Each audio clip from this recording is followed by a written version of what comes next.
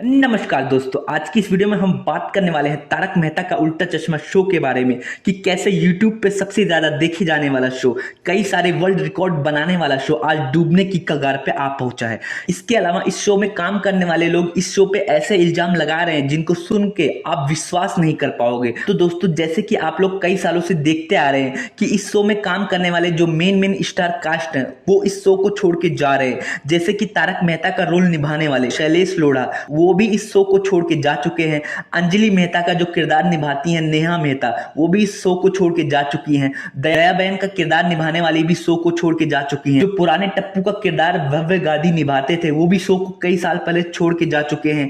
और भी बहुत सारे जो मेन एक्टर हैं वो शो को छोड़ के जा चुके हैं, जिसकी वजह से लोग शो को छोड़ के जा रहे हैं। वैसे तो इस शो पे कई सारे इल्जाम लग चुके हैं, कई सारे विवाद इसके साथ जुड़ चुके हैं, लेकिन जो अभी नया विवाद अभी सुर्खियों में आया है वो ये है कि रोशन सिंह सोढी की वाइफ का किरदार निभाने वाली जेनिफर मिस्त्री, उन्होंने इस शो के प्रोड्यूसर, डायरेक्टर और जो मैनेजमेंट के ऊपर कई सारे इल्जाम लगाए हैं। जैसे कि उन्होंने इल्जाम लगाया है फिजिकल हैरेसमेंट का, सेक्सुअल हैरेसमेंट का, वर्बली सेक्सुअल हैरेसमेंट का इल्जाम लगाया और भी कई सारे इल्जाम लगाए हैं। वो मैं आपको अभी डिटेल में बताऊंगा। तो दोस्तों, वीडियो में आगे बढ़ने से पहले मैं चाहूंगा आप मेरे इस चैनल को सब्सक्राइब कर दो यार, ताकि मैं मोटिवेट हो सकूं आप लोगों के लिए और भी अच्छे अच्छे और बेहतरीन वीडियो बनाने के लिए। तो दोस्तों, वीडियो में आगे बढ़ते हैं। तो दोस्तों, आज की इस वीडियो में मैं इन्हीं सारी चीजों के बारे में बात करूंगा। उससे पहले मैं इस शो की कुछ उपलब्धियों के बारे में, कुछ अचीवमेंट के बारे में बात कर लेता हूं कि कैसे ये शो 15 सालों से हमारे दिलों में राज करता आया है और कैसे अब ये धीरे धीरे करके डूबने की कगार पे आ पहुंचा है। तो दोस्तों, इस शो की शुरुआत 2008 में हुई थी।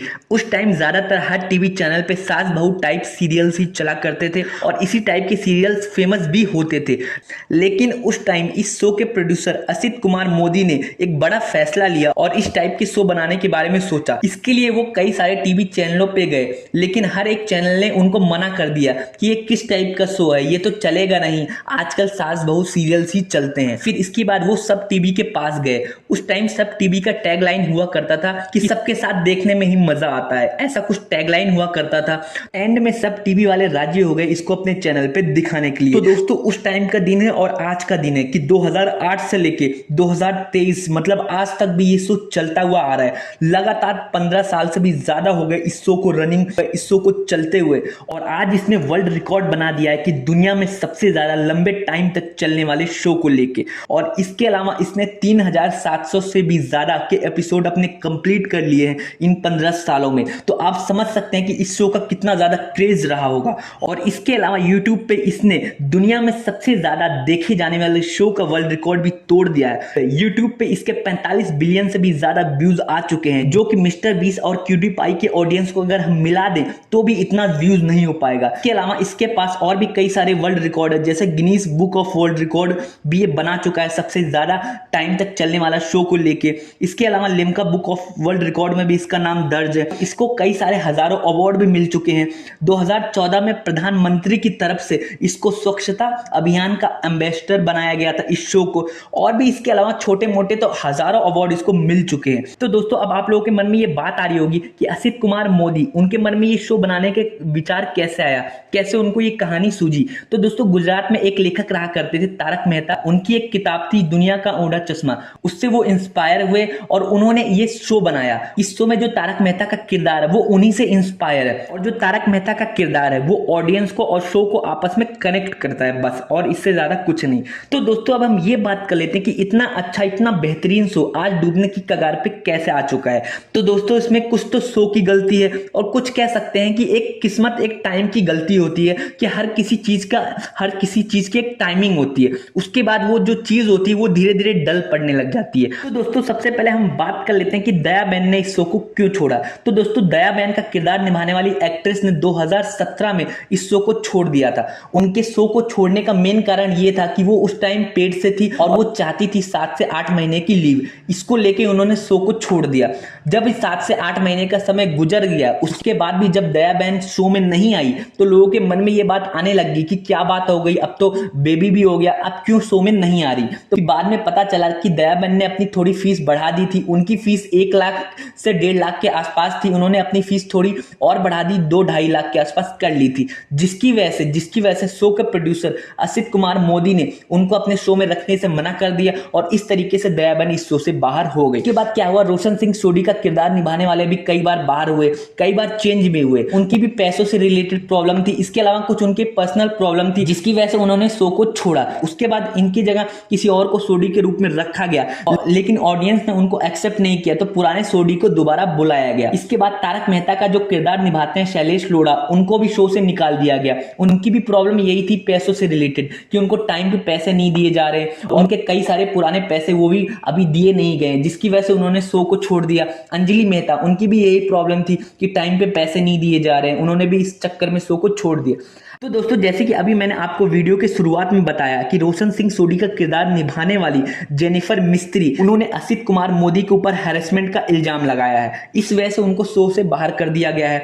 और इसके अलावा उन्होंने ये इल्जाम लगाया है कि वो उनके ऊपर कई सारे कमेंट करते थे, उनको ये भी बोलते थे कि आ जाओ मेरे साथ विस्की पियो, आप विस्की पीती हो कि नहीं। और भी उन्होंने कई सारे इल्जाम लगाए कि आ जाओ, आज तो आप बहुत सुंदर लग रही हैं, आओ आप मेरे कमरे में, हम दोनों साथ में विस्की पीते हैं। ऐसा वो इंटरव्यू में उन्होंने बताया है और उन्होंने दावा किया है।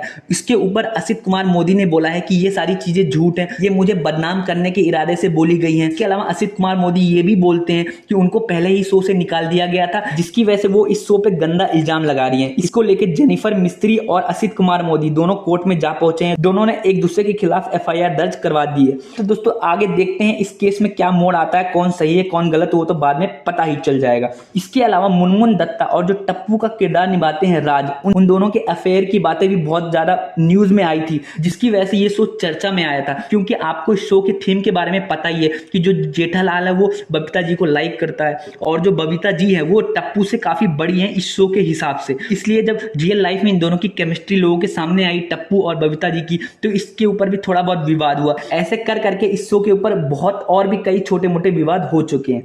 तो दोस्तों, एंड में मैं इस शो के बारे में ये कहना चाहूंगा कि ये शो बहुत अच्छा चला, बहुत लंबे टाइम तक चला और इसने हमारे दिलों में राज किया। इसने हमें बहुत हंसाया, बहुत रुलाया और काफी ज्ञान की चीजें भी बताई। लेकिन हर एक चीज का एक टाइम होता है। CID भी काफी लंबे टाइम तक चला, लेकिन एंड में जाके उसको भी बंद करना पड़ा। अगर ये शो बीच में ऐसे बंद हो जाता है तो लोगों को कितना बुरा लगेगा। इससे अच्छा ये हो सकता है कि लिए एक 10 एपिसोड अलग निकालें, हर एक कहानी को क्लोज करें, जैसे कि पोपटलाल की शादी करवा दें और सोनू और टप्पू का जो आपस में जो रिलेशन दिखाया गया उनके ऊपर कोई रिजल्ट आ जाए, और जो पिंकू है उसकी मम्मी पापा जो काफी लंबे समय तक गायब रहते हैं उनका कुछ दिखा दिया जाए कि क्या होता है। मतलब शो में जितनी भी अधूरी कहानियां हैं, जैसे कि दया बहन की माँ, वो भी ज्यादातर दिखाई नहीं देती, उनको दिखा दिया जाए। मतलब जो लोगों की इच्छाएं हैं कि हाँ ये सारी चीज दिखाई जाए और वो कहानी के रूप में अधूरी है अभी उस शो में, तो उनको पूरा कंप्लीट करके एक एंडिंग एपिसोड बनाया जाए। इससे क्या होगा, लोगों के मन में जो रेपुटेशन बनी हुई है वो हमेशा बरकरार रहेगी